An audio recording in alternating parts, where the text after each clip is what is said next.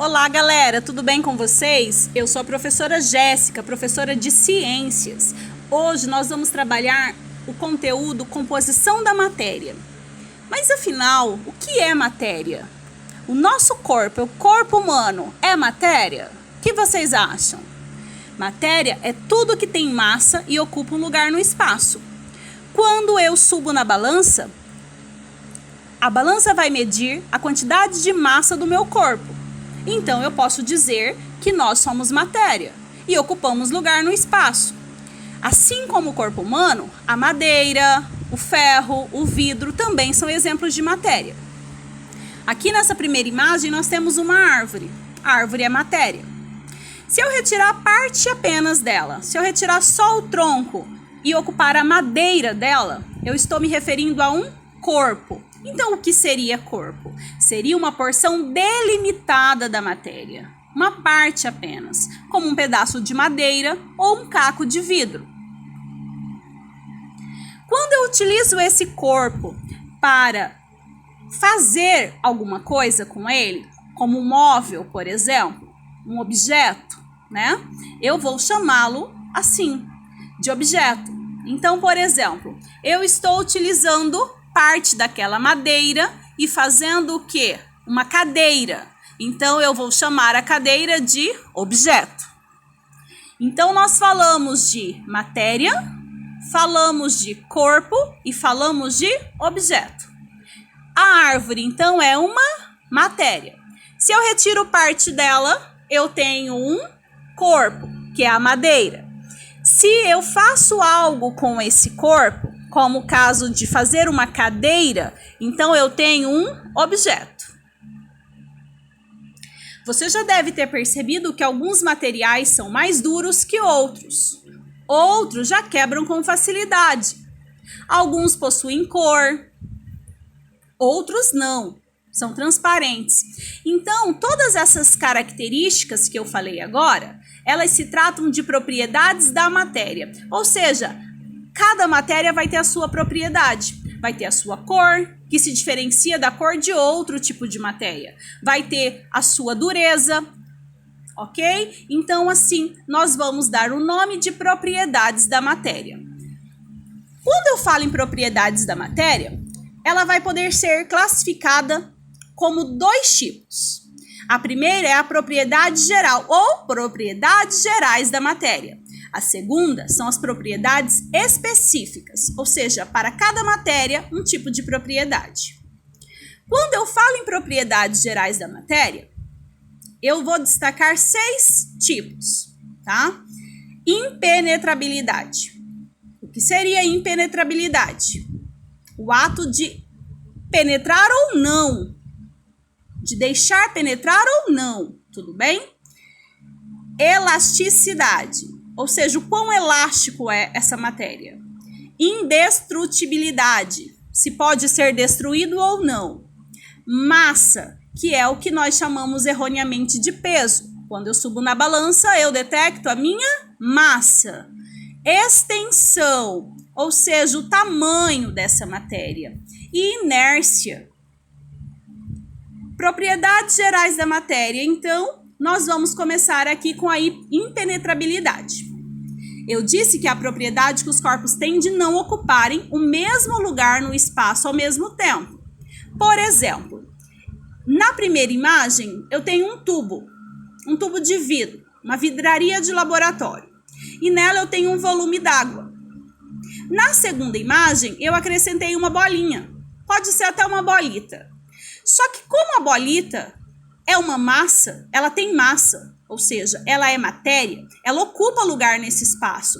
Então, como eu acrescentei ela, é como se tivesse aumentado o volume. Vocês conseguem ver a diferença do tubo 1 para o tubo 2? O tubo 1 só tinha água, o tubo 2 tem água e a bolinha, ou seja, aumentou o seu volume. Isso é impenetrabilidade.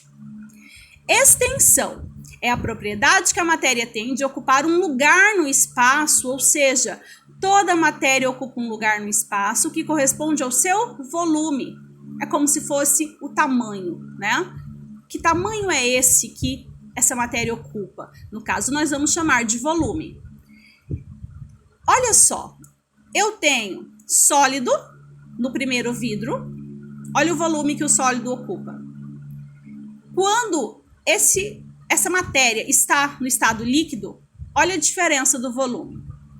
E quando ela está no estado gasoso, ou seja, ela é distribuída por todo o tubo, tá? Então, isso é extensão. Massa. Sempre que eu falar em massa, eu vou ter que usar uma unidade de medida. A principal que nós vamos utilizar é quilograma ou kg, tudo bem? Então, eu quero saber quanto que um objeto tem de massa. Coloco na balança, vai me dar o valor em quilogramas. Inércia. Naturalmente, os corpos têm a tendência de manter seu estado de repouso ou de movimento em trajetória reta. A medida da inércia corresponde à da massa de um corpo. Portanto, quanto maior a massa de um corpo, maior será a sua inércia. Olha só, o carrinho está em repouso. Esse homem aplicou uma força nesse carrinho, por isso ele se deslocou. Senão ele iria continuar parado, ou seja, a inércia seria essa capacidade do corpo se manter em repouso, já que não tem nenhuma força sendo atuada por ele. Elasticidade é a propriedade de um corpo em voltar à sua forma inicial, cessada a força a que estava submetido. Essa criança pulou numa cama elástica. No momento que ele pulou, a cama baixou, né? A parte superficial dela foi para baixo. Quando ele saiu, ou seja, quando ele deixou de exercer uma força sobre a cama elástica, ela voltou ao seu estado normal. Indestrutibilidade é a propriedade que a matéria tem de não poder ser criada nem destruída. A matéria, ela é transformada, tudo bem? Nós vamos chamar de ciclo da matéria. Ela não é criada e ela não é destruída, ela só se transforma. Então, eu peguei qual matéria aí, gente, na primeira imagem? Nós temos um pedaço de madeira, né? Posso até chamar de lenha. Coloquei para queimar. Ela vai deixar de ser essa matéria? Não, ela só vai mudar a sua forma. Ela deixa de estar no estado sólido e passa a ficar cinzas, né? Em pedaços. Ou seja, ela se transformou. A mesma coisa vai ocorrer com o ferro. Eu tenho a barra de ferro. Se eu aquecer a uma quantidade adequada, né? Uma quantidade de graus adequada para que ocorra a sua fusão, ou seja, o seu derretimento, ele vai deixar de estar no estado sólido e passar a estar no estado líquido. Então, indestrutibilidade é isso, tudo bem? Não pode ser criada e nem destruída, mas vai ser transformada. Agora, quando eu falo de propriedades específicas da matéria, ou seja, eu estou tratando de cada matéria, tudo bem? Aqui nós vamos ter 3: organolépticas, químicas e físicas. Organolépticas é o seguinte: as propriedades pelas quais substâncias impressionam nossos sentidos. Ou seja, quais são os nossos sentidos? Visão, audição, paladar, tato e olfato. Se uma matéria conseguir impressionar o meu sentido, eu vou chamá-la de característica específica organoléptica. Por exemplo, essa primeira imagem aqui, nós temos variedades de temperos. Esses temperos mexem com os meus sentidos? Tá mexendo com a sua visão? O que você conseguiu observar? Conseguiu observar que tem cores variadas. E se nós estivéssemos pertinho, com certeza nós sentiríamos o seu cheiro, cheiros variados. Se nós tocássemos, eu poderia sentir texturas variadas, porque são variedades de temperos, algumas em grãos, outras em pó. Então, eu tenho texturas variadas, o meu tato consegue ter essa percepção. E se eu tocar nesse tempero e colocar a minha mão na boca, eu vou sentir sabores variados. Então, essa é a propriedade organoléptica. Tudo bem? E essa uva aí? Eu consigo visualizar o brilho, eu consigo visualizar a cor, eu também consigo sentir o sabor se eu colocá-la na minha boca.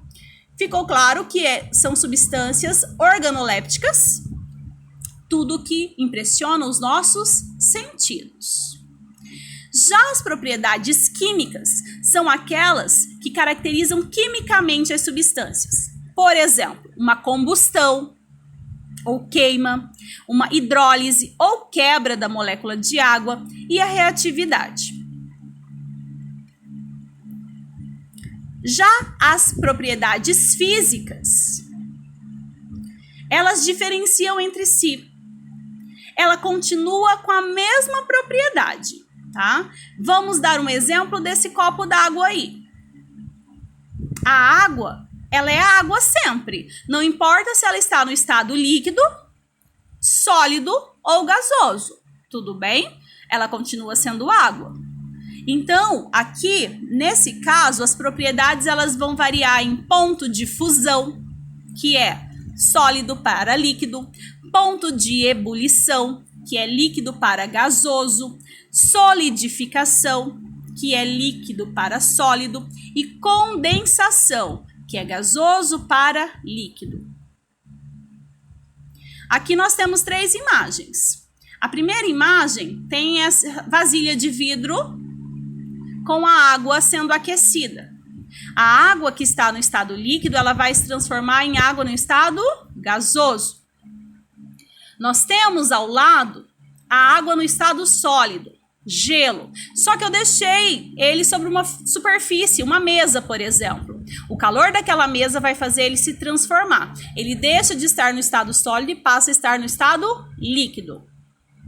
E na última imagem nós temos as duas imagens, né? Tanto o estado líquido quanto o estado sólido. E aqui eu mostro a densidade, tá? A água, mesmo sendo uma propriedade única, quando ela muda o seu estado, ela tem densidade diferente. Por exemplo, o gelo ele é mais leve, ou seja, ele é menos denso que a água, por isso que ele fica para cima. Ele fica na superfície. Se ele fosse mais denso que a água, ele afundaria e ficaria lá embaixo. Aqui nós temos algumas atividades que vocês poderão fazer baseado na aula dada anteriormente. Tudo bem? Termino aqui a nossa aula. Qualquer dúvida podemos tirar pelo grupo. Tudo bem? Até mais. Ótimos estudos para vocês.